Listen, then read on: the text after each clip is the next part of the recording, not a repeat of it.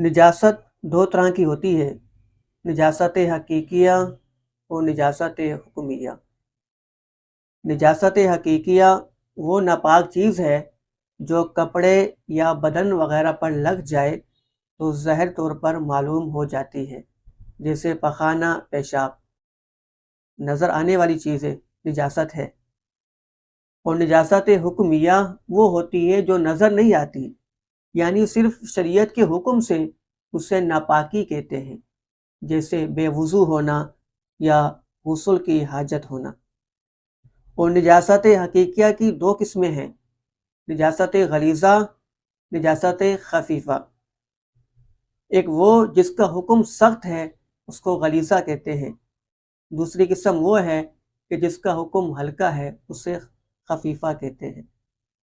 انسان کے بدن سے جو ایسی چیز نکلے کہ جس سے غسل یا وضو واجب ہو تو نجاست غلیظہ ہے، جیسے پاخانہ، پیشاب، بہتا ہوا خون، پیپ، منہ بھر کے وغیرہ آنا، یہ نجاست غلیظہ ہے۔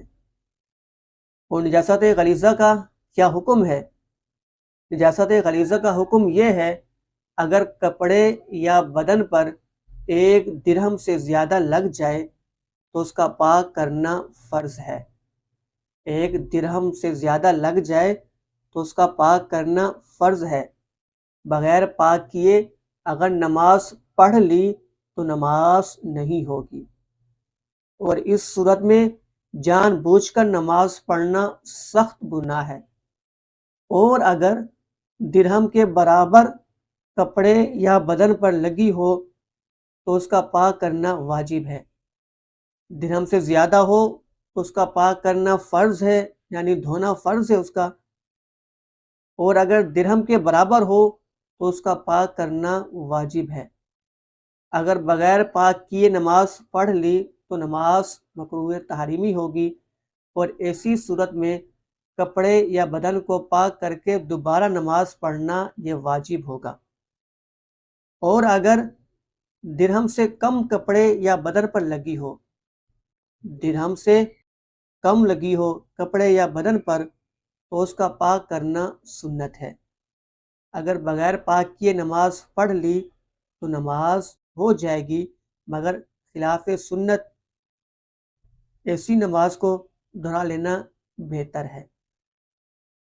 نجاست غلیظہ درہم سے زیادہ ہو تو پاک کرنا فرض ہے، درہم کے برابر ہو تو پاک کرنا واجب ہے، اور اگر درہم سے کم ہو تو اس کا پاک کرنا سنت ہے۔ درہم سے کم ہو، پاک کرنا سنت ہے۔ اگر اسی حالت میں نماز پڑھ لی تو نماز ہو جائے گی اگر درہم سے کم ہے، مگر بہتر یہ ہے کہ اسے دھو لینا، دھو کر پھر نماز پڑھی جائے۔